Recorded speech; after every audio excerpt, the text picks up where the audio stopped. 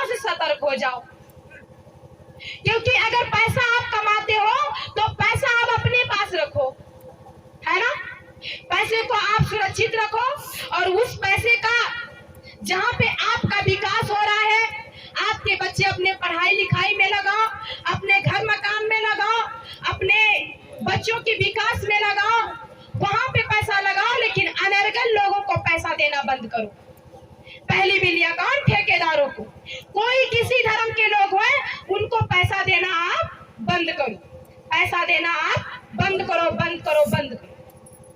और दूसरी बिल्लियां जो है राजनीतिक बिल्लियां, जो राजनीतिक बिल्लियां हैं वो हर 5 साल के बाद में आपके पास आएंगी जब इलेक्शन होने वाला होगा तब। और वो चारों पार्टियां रही हैं 75 साल में। 75 साल में कौन सी पार्टियां आई? लगातार चारों पार्टियां तो आई, कपड़े चेंज करके, और देश के ननकू रमजानी के पास जाती रही। तो सबसे पहले कौन सी पार्टी आई थी? सबसे पहले एक बिल्ली का काम देखो, वो बिल्ली थी कांग्रेस पार्टी। और कांग्रेस पार्टी अपने कपड़े पहन करके आई जनता के बीच में, तो क्या किया? देश की जनता ने सोचा ये हमारा सेवक बन करके देश के लोगों को रक्षा करेगा और देश के लोगों के लिए बेहतर अच्छा काम करेगा, देश को बढ़िया बनाएगा। तो देश के लोगों ने उनको बैठा दिया कुर्सी पे। तो जब वो कुर्सी पे बैठ गए तो उन्होंने क्या किया? देखो, कांग्रेस पार्टी के जो लीडर लोग थे, उन्होंने देश का पैसा, जो करेंसी छपी थी भारत सरकार में, उस पैसे का बंदरबाट देखो किस हिसाब से किया। उन लोगों ने पैसे का बंदरबाट अपने अपनी बैंकों में पूरा पैसा भर लिया, और जो पैसा था देश की जनता का, उस पैसे का बंदरबाट मुर्दे के नाम पे कर दिया। किसके नाम पे? मुर्दों के नाम पे बंदरबाट कर दिया।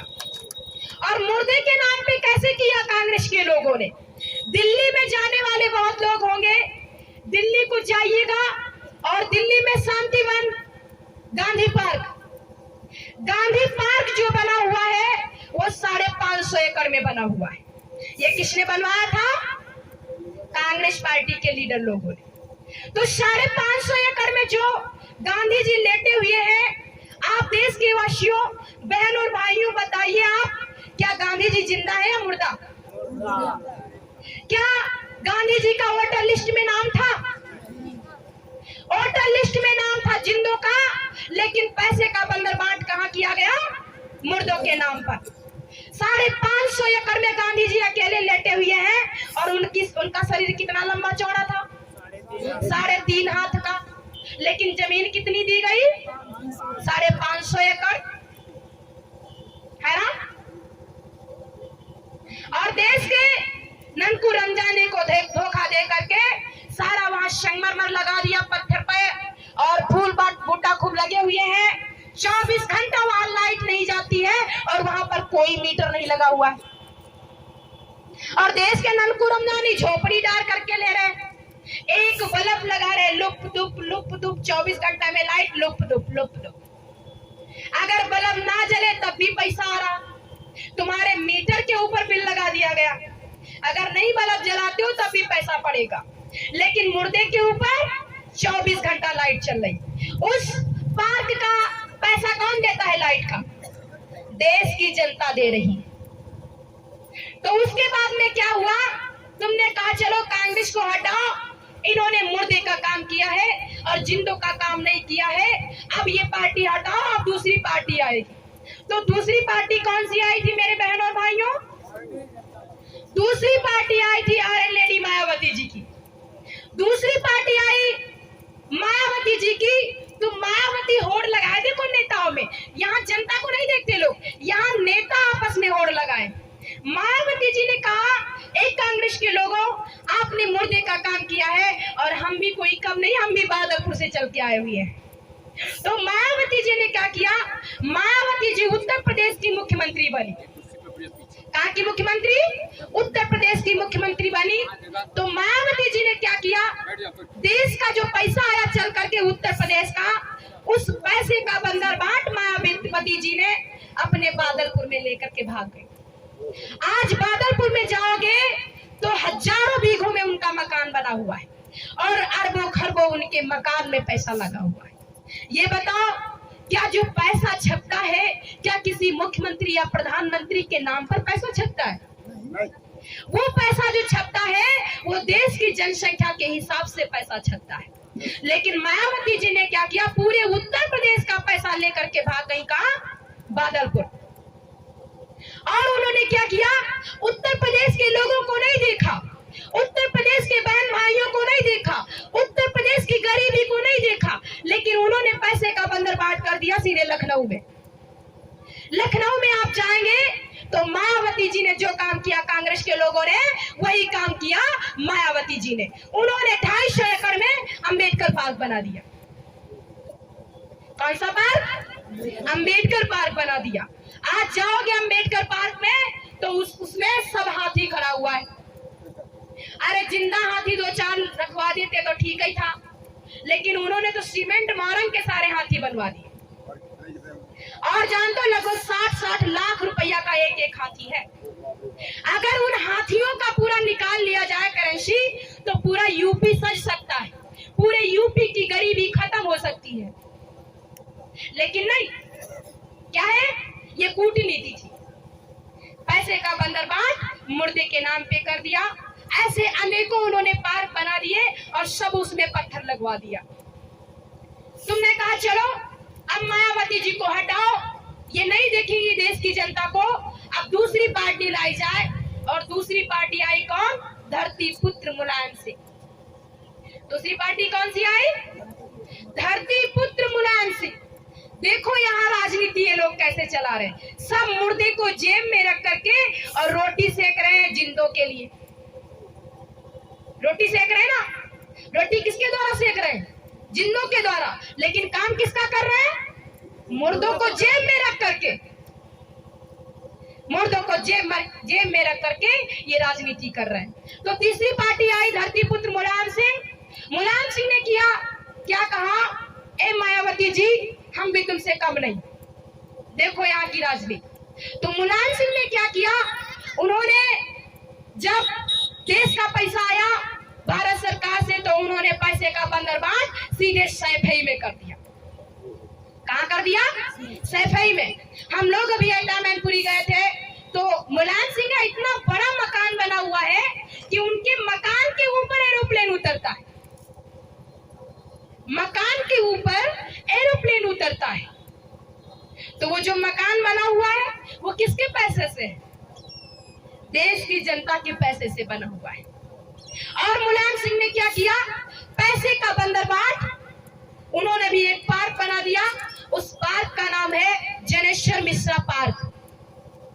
इसका पार्क बनाया जनेश्वर मिश्रा पार्क। और मिश्रा जी भी खत्म हो चुके थे। देखो कैसे ये राजनीति, वोट की चाल देखो कैसे। जनेश्वर मिश्रा का पार्क बना दिया और उसमें भी अरबों खरबों रुपया लगा दिए। और दूसरा पार्क बना दिया राम मनोहर लोहिया का पार्क। और राम मनोहर लोहिया जी भी खत्म हो चुके है ना भाई। अगर वोटर लिस्ट में नाम होता इनका लोगों का तो इनके नाम से अरे कोई यूनिवर्सिटी खोले होते तो ठीक था। और पार्क को अगर ये देखने भी जाए तो वहां भी टिकट अपना कटाए और वहां डबल लोग लेकर के जाओगे तब तुम दर्शन पाओगे पार्क के अंदर के। तो उन्होंने पैसे का बंदरबाट मुर्दे के नाम पर भी मुलायम सिंह ने भी कर दिया और सारा पैसा अपने अकाउंट में डाल लिया और देश के लोगों को बेवकूफ मूर्ख बना दिया। उसके बाद कहा चलो मुलायम को हटाओ, अब ये विदेश से पढ़ के आया है अखिलेश, तो अखिलेश को लाया जाए। तो अखिलेश जी जब आए उत्तर प्रदेश के मुख्यमंत्री बने तो उन्होंने क्या किया, उन्होंने देश के लोगों को मूर्ख बना दिया ननकू रमजानी को और पैसे का बंदरबाट कहां कर दिया, उत्तर प्रदेश के जितने कब्रिस्तान थे सब गिरवा डाले। उत्तर प्रदेश के सारे टोटल कब्रिस्तान गिरवा दिए। और ये बताइए देश के भाई बहनों, कब्रिस्तान में कौन रहता है? कब्रिस्तान में कौन रहता बाबा जी? सब मुर्दे रहते वोट किससे लेते हैं? जिंदों से लेते हैं। लाइन में कौन लगता है? जिंदा लगता है। लेकिन पैसा कहाँ लगवा रहे लोग? मुर्दों के नाम पे लगवा रहे। देखो कितना बेवकूफ बना रहे। ये क्यों बेवकूफ बना रहे? क्योंकि देश के लोगों के दिमाग में पट्टी चढ़ी थी, काली पट्टी। तो 75 साल में कुछ दिखा ही नहीं। उसके बाद कहा चलो इस पार्टी को हटाओ, अब दूसरी पार्टी आएगी। कौन? अब की बार बीजेपी पार्टी आएगी। तो जब बीजेपी पार्टी आई तो क्या किया? देखो बीजेपी पार्टी ने क्या किया।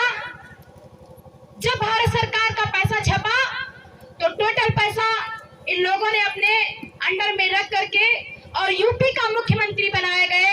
कौन बनाया गया? यूपी का मुख्यमंत्री योगी आदित्यनाथ। तो योगी आदित्यनाथ जब यूपी के मुख्यमंत्री बने तो उन्होंने पैसे का बंदरबाट किया और लगभग 450 करोड़, कितना था? 450 करोड़ रुपया था लगभग। ऐसे ही करके वो पैसा लेकर के पास में पड़ता है सीतापुर डिस्ट्रिक्ट और वहां 33 करोड़ देवी देवता बसते हैं। कहा? नैमिषारण्य में। 450 करोड़ रुपया लेकर के योगी जी 33 करोड़ देवी देवता नैमिषारण्य पहुंचे।